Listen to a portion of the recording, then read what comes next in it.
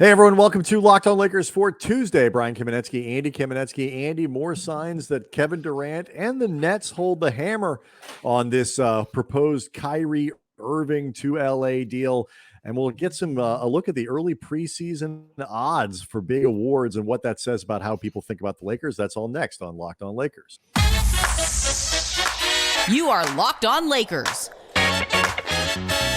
your daily Los Angeles Lakers podcast. Part of the Locked On Podcast Network, your team every day.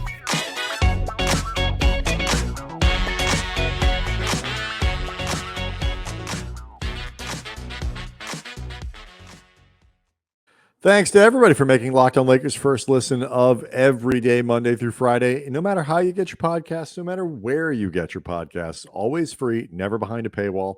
Make another Locked On podcast your second listen of the day, but of course, Andy, only after making us your first and maybe even your second, but definitely us your first, and maybe another Locked On podcast your third listen of the day. Depends how much you have going on. But only if you are listening. Only if you are listening to us a second time from a totally different source, right? Because like we need the IP. second download credit, right? I mean, we appreciate it if you're just doing it on your own, but switch computers. No, we don't appreciate it. Put some effort into this. Like, find a different place to listen to the show. If you're just listening to it twice on the same iPhone, to be honest, I neither appreciate it nor really understand what you're doing. Like, really, if I'm being really honest about this thing. But thank you all for your listenership. I would also like to remind people to subscribe to Locked On Lakers on YouTube, where you can see Andy complain that you're not switching computers between listens. But for real, with the YouTube channel, we just recently passed 7,000 subscribers, which is really great, especially considering this channel has, for all intents and purposes, only really been live for a year, maybe even a little less than a year. Less than that, yeah. We really, truly appreciate it. It has been awesome the way the YouTube channel has truly become a community with really active viewers, a lot of comments that we make part of the show. And it is awesome that it feels like you guys are getting what we want from this. We're trying to make it a fun watch as well as a fun listen. So sincerely, thank you. But if you're going to watch the YouTube channel twice, again, find a different source. No, it's all well laid out. So we'll get to some of these preseason odds. Odds are always interesting because for different awards, MVP, Coach of the Year, stuff like that. Interesting because they kind of provide a proxy for what people think about the team more broadly. So we'll touch on that. But first, Andy, the update for today on the status of Kyrie Irving to the Los Angeles Lakers. As we've noted, it does seem more and more like the Brooklyn Nets are going to play this thing out as long as possible. Nick Friedel, the excellent reporter at ESPN, was on our buddy. He is a great guy, Nick. He was on Get Up on Tuesday morning, and he said this. This could take a long time, and the hope is inside that organization, meaning the Brooklyn Nets, is that the longer it takes, Kevin pulls back a little bit and says, I really do like it here. I like the team that is around me.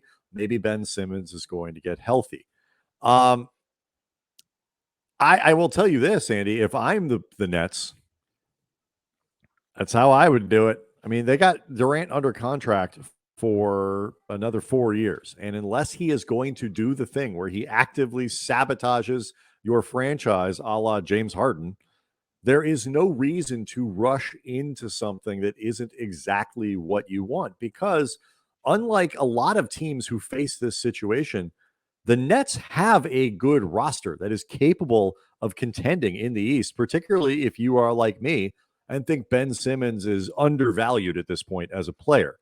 But that combination, Kyrie, Durant, and Simmons, that could do some stuff, I think, in the East with a good supporting cast. That's what I would do if I were the Nets. Yeah, I mean, we've both been saying for a while that the Nets are in no hurry to make this happen, in part because if it's inevitable, they need to make sure that they get the best trade possible. You know, the best haul for Kevin Durant, try to do this as much from a position of strength as opposed to a position of perceived desperation. But also, too, like, the idea that this couldn't be reconciled, I don't buy, in part because Kevin Durant, I agree with you, is not going to be the type of guy that intentionally, knowingly blows up the season for Brooklyn.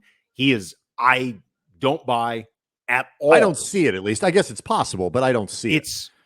Well, the best way he would do that would be to tank one of the remaining prime years he has. He's going to be 34 this season. I do not buy that Kevin Durant is willing to crap away one of his final prime seasons to get himself off a team that actually isn't bad. Like, I don't care what he's upset about, either with him and the Nets, what he is perceived, his perceived grievances between the Nets and Kyrie, and how personally he's taken that because they're a package deal. I don't buy that he's going to blow up his own career over that. The other thing too, Brian, we've seen this up close. I was about to say, if you need precedent, you don't have to go far. Go ahead. Remember when Kobe demanded a trade, Andy? The Lakers kicked the tires. He's going to play on Pluto before he ever played on the Lakers again. I don't even know if they have a team there. He would do anything, but he wasn't playing here. Lakers did kick the tires on a couple deals. They called the Bulls, and there was that potential deal that would have brought Luol Deng. There was Detroit and all that stuff. But once none of that really got any kind of traction, the Lakers basically pretended that none of that had ever happened. And they just ignored Kobe, and they ignored the stuff, and they opened training camp, and they made some moves, and they did that. And people think this is the year that they acquired Pau Gasol. People think that Kobe, the common narrative, people like Kobe forced the Lakers into action, and they got Gasol, and then the rest is history. The Lakers did nothing. They didn't trade Andrew Bynum. They didn't do any of that stuff. They acquired Derek Fisher. They needed a point guard, and that was a really specific availability for Fisher because he left. He got out of his contract in Utah.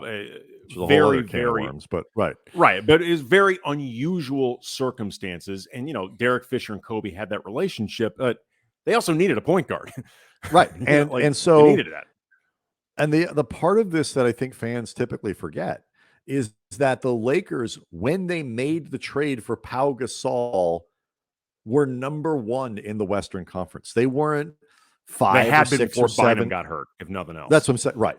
So they weren't 5th or 6th or 7th with a sulking Kobe and made this big move or something. They were leading the conference at this point.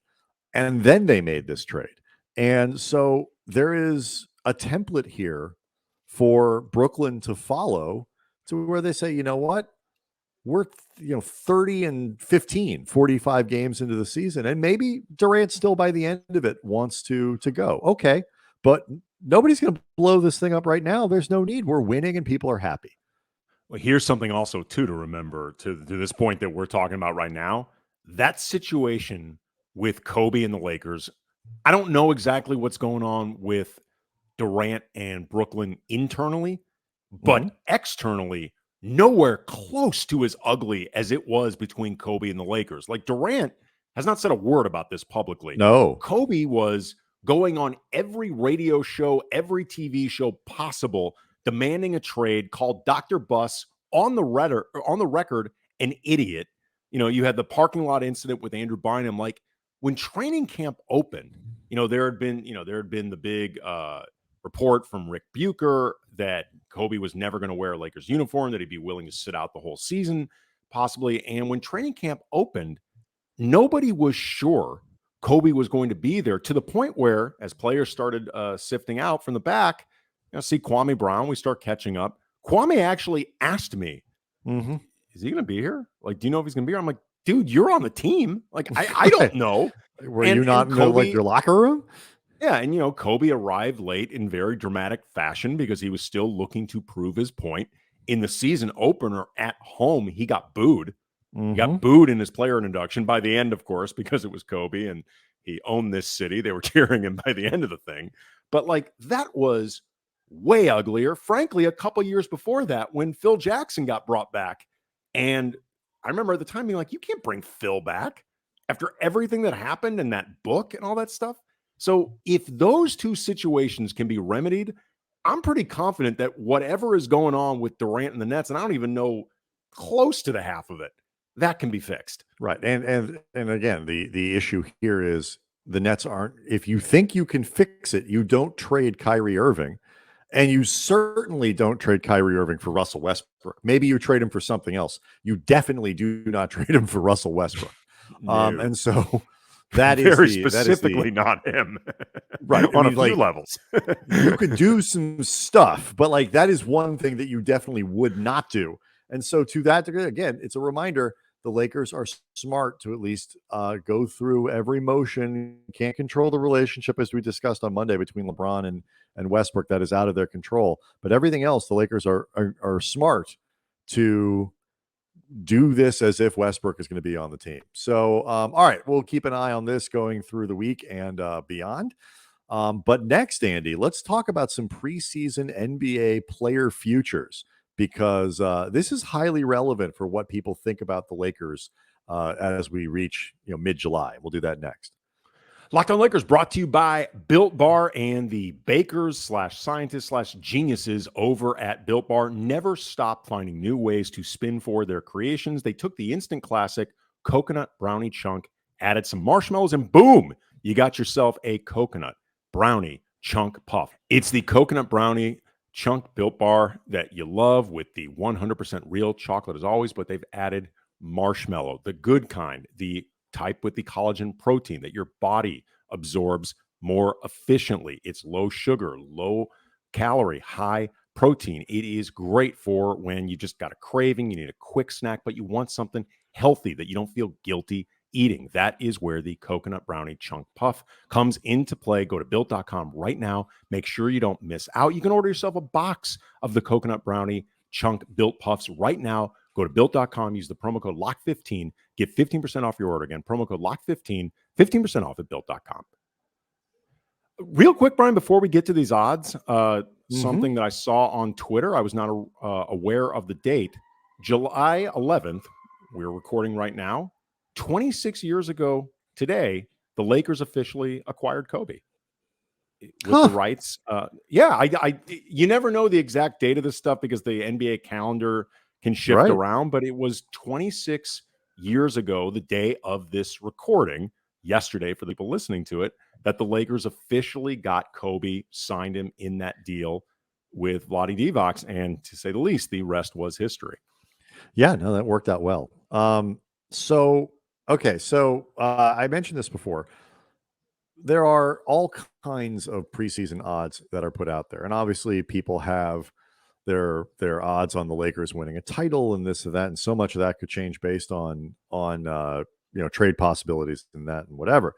But another little, I think, a more interesting entry point into understanding what people think about the team, what people think about different players, and where they are, is looking at the individual futures, because those, I think, are less for the casuals, Andy, than something like just dropping $50 when you're in Vegas or you're online with our friends at Bet Online, and just dropping some money down on something. And so we're looking at a few of these, and I want to start with Defensive Player of the Year.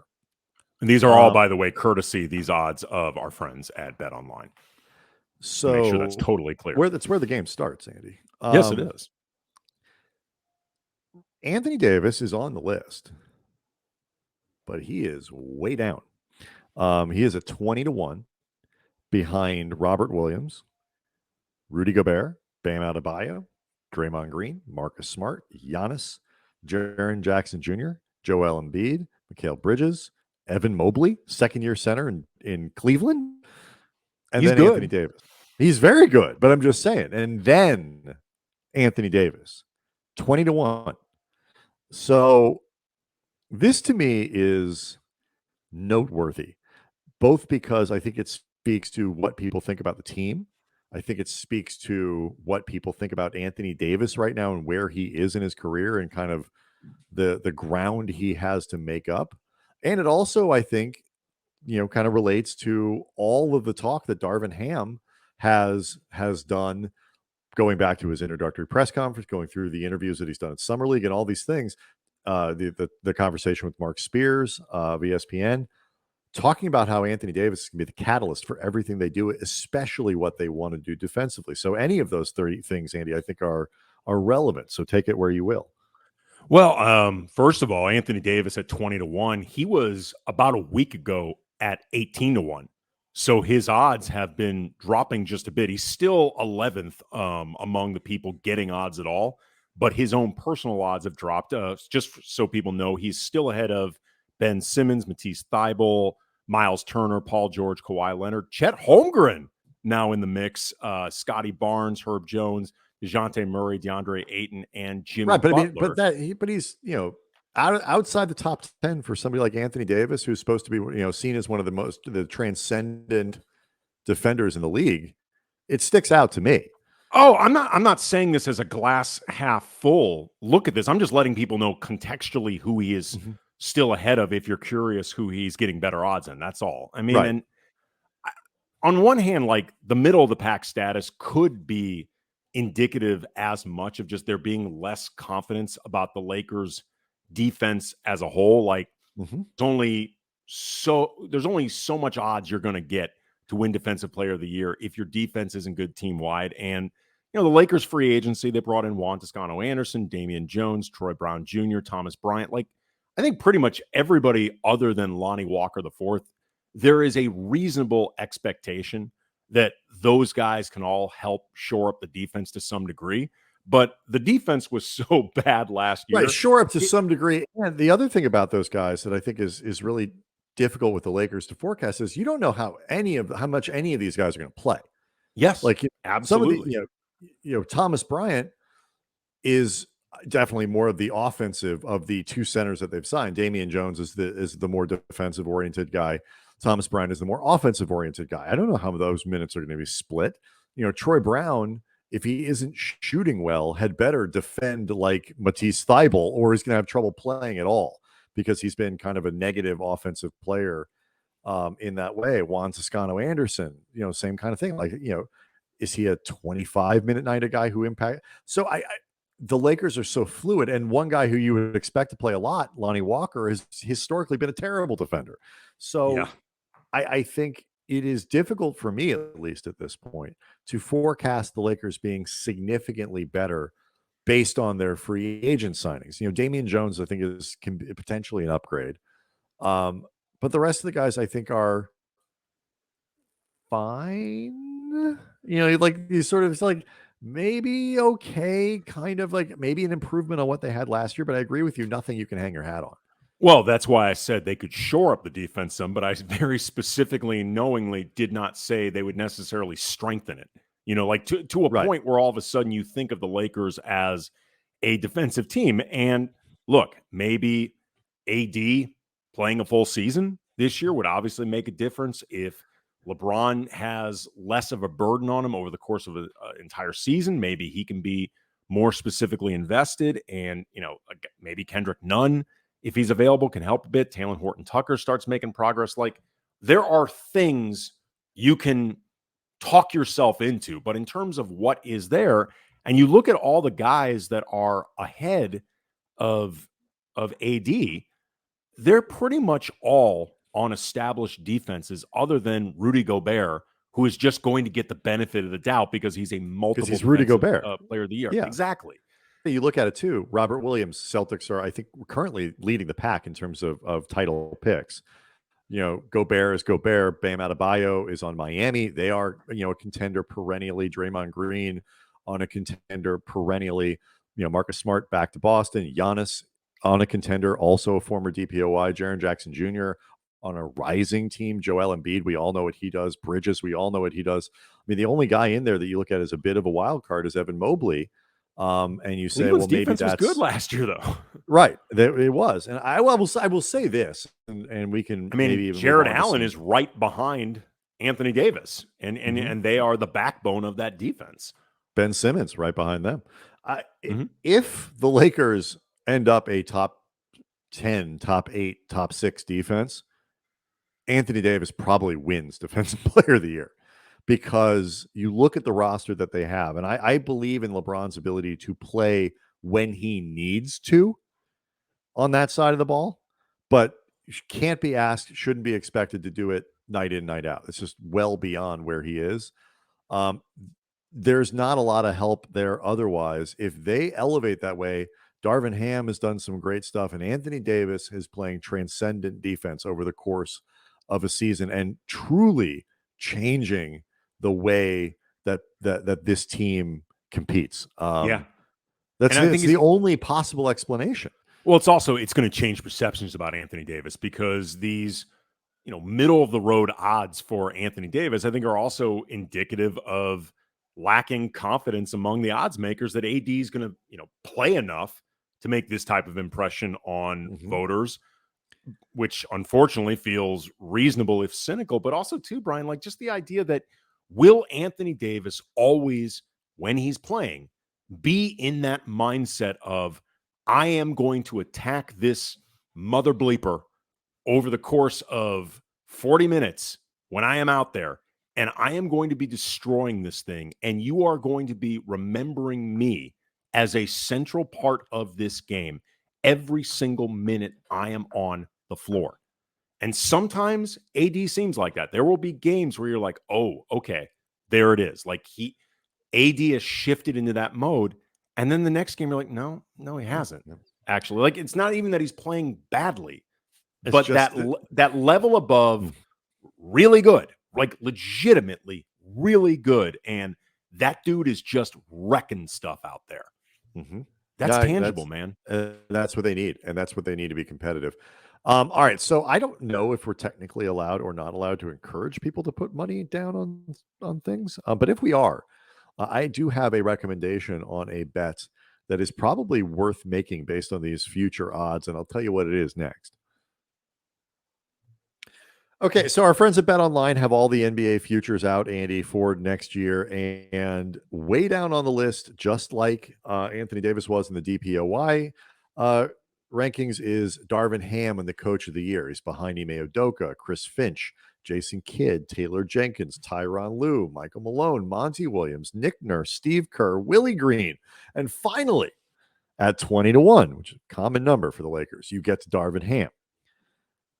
This is one of those awards where, again, I feel like I'm not wildly confident about the Lakers' chances this year, but at 20-1 for Darvin in an award where you win because your team exceeds expectations, this feels to me to be worth something, because it tells me that people don't think the Lakers are going to be very good. And it tells me that if they are, that bet could pay off, because it's going to create a lot of attention. If the Lakers are seen to be overachieving, someone like Darvin Ham is going to get a lot of credit for what they do. And I think it's a live enough possibility. And I think Ham's influence on this team has the potential to be very strong. I mean, I think in the story people tell about a successful Lakers season, his name will play a very prominent role. Well, it's funny too. I mean, when we're talking about the awards at the end of the year for the NBA, that becomes award season, and the entertainment industry has awards season, and a lot of times you'll hear about movies or performances, TV shows that are critics' darlings. I think Darvin Ham is a critic's darling already among potential voters, because he is somebody that has been really respected around the league, I think very rightly, from everything I've ever heard and from everything just watching him when he was an assistant many years ago with the Lakers. It feels very deserved, and he feels like somebody that people who make these type of decisions, who get to vote on this stuff, that they are actively rooting for him. Not in a way that they're going to be biased where they lose credibility, but he is somebody that I think people would feel good about voting for in this award if it were deserved. I really do. I think people have been rooting for Darvin to be in this opportunity for a long time, and that's going to help him in this. I think certainly his peers, there's no question. No question have well, felt I mean, that. But look at the media coverage, though, for this hiring. It has been universally positive. I will say this. I think there is something that will benefit the Lakers. Again, not wildly confident, but I think it's fair to say we've been fairly honest about what we think where we think they are and whatever. There is a non-0% chance that they could be a competitive team this year. Especially if the Kyrie thing happens, you're talking And Westbrook, Kyrie, and Anthony Davis. That is a threesome that is better than anybody else in the Western Conference. if the team had Caveats stayed about 4 healthy through 12 last, aside. right, if the team had stayed healthy last season, they are at least a playoff team. I There's agree. no way if that team with LeBron, AD, Russ, they stay healthy the whole year. Kendrick Nunn plays at all. I think I don't think they're as nearly as high as we would have expected or hoped. No, but but they're they're a playoff team. I feel like the fact that they will be going in with expectations that are as low as they are nationally, with people looking for them to fail and the expectation of failure, as opposed to the expectation of title or bust, will help them. I think, I'm not saying I'm not saying they're going to go in with the idea that we're just hoping to put some wins together, whatever. But I think being under the radar to some degree, and again, this changes if Kyrie is traded here. That they're not nearly as under the radar, so to speak, as they would be with Westbrook, in terms of expectations. But to the degree that they can just kind of be lurking and hanging out in the West and play their first 15 games, their first 20 games without a lot of people paying attention, like really close attention nationally to what they're doing, the better. I think the more time they have to kind of get their stuff together before they become a story, that will benefit them greatly. I don't know exactly how that's going to play out between now and then, but if there's a scenario at least in which it plays out in their favor, so I'd like to see that. And you know what? Swinging this back to Darvin before we go, this is a comment we had on the YouTube page that we've been sitting on for a little bit, but wanted to bring up. I think is actually a really good place to put it. It's from Neek, very active commenter on the YouTube channel.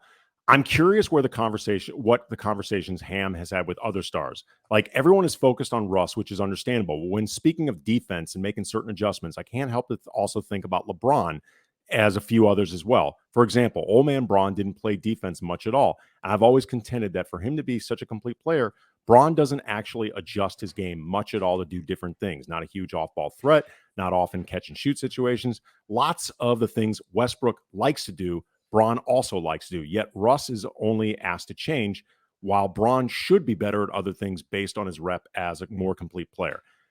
Not necessarily looking to debate the individual critiques that Neek brings up, but defense specifically. There's a lot in there I don't agree with, but that's okay. Right. It's fine. That's not the part that jumped out at me the most. The part that jumped out at me is the defensive question of all this. Because as much as you can understand where LeBron may have coasted on that end, given where he is in his career, and last year the responsibilities that were asked of him, there's still a trickle-down effect when a guy that is on the court as often as LeBron is not defensively either attentive or engaged. Like, there's something that you pay for that. And if there are ways that Darvin either creates schemes that offset that for LeBron, or actually create schemes that allow LeBron to do less offensively so he can be more engaged defensively, or Darvin just lights a fire under him saying, like, look, man, I don't care where you are in your career. I need more from you. That is going to be noticed. And that is something also that people will pay attention to with Darvin Ham as a coach of the year, just because the idea of you get LeBron to buy in immediately with certain things. Like, remember Frank Vogel, his first season. Yeah, no, I think people noticed the way LeBron there'll bought be in. plenty of buy-in. There'll be plenty of buy-in from everybody, I think, with Darvin. The issue, particularly when it comes to LeBron and sustaining defensive intensity, which there was there for moments last year. The push where he's sort of carrying the team through. They had moments, but that is, to me, it's much more of an infrastructure question, because if you need him to do it for 80 games, 65, 70 games, whatever, it's going to fail. And it is going to sap both from his ability to do the things that are going to need him to do offensively, but more importantly, it's going to make it so that when he has to crank that thing back up, for a playoffs, for the final 10 games to push to whatever it is. It's not going to be there. It's not. I don't think he's at a place now at 30, 37 into 38 where he can do that like he did at 27 into 28. And so this is where the infrastructure question that is ultimately the domain of Rob Pelinka and I guess LeBron too, comes into play. So we'll go through a few more of these preseason futures as the week goes along. We also have a great scouting report coming up with Jeff Garcia of Locked On Spurs on Lonnie Walker the fourth. Get a lot of great insight into what kind of went on with his career in San Antonio, why it didn't ultimately succeed, and why he is, in fact, on the Lakers now. And so that was a great interview, which we will bring to you guys later in the week. Yeah, more suggestions, people you want to hear from, people like show topics you want to see, send them to us at the YouTube page, Locked On Lakers on YouTube. You can tweet us at Cam Brothers. You can send us things on the Locked On Lakers iTunes show page. Lots of ways to communicate with us, and we'd love to see it, particularly as the summer goes on. We got a lot of time to explore some of these bigger questions that may not be related to the news cycle per se. All right, so we will see everybody Wednesday. Thanks a lot.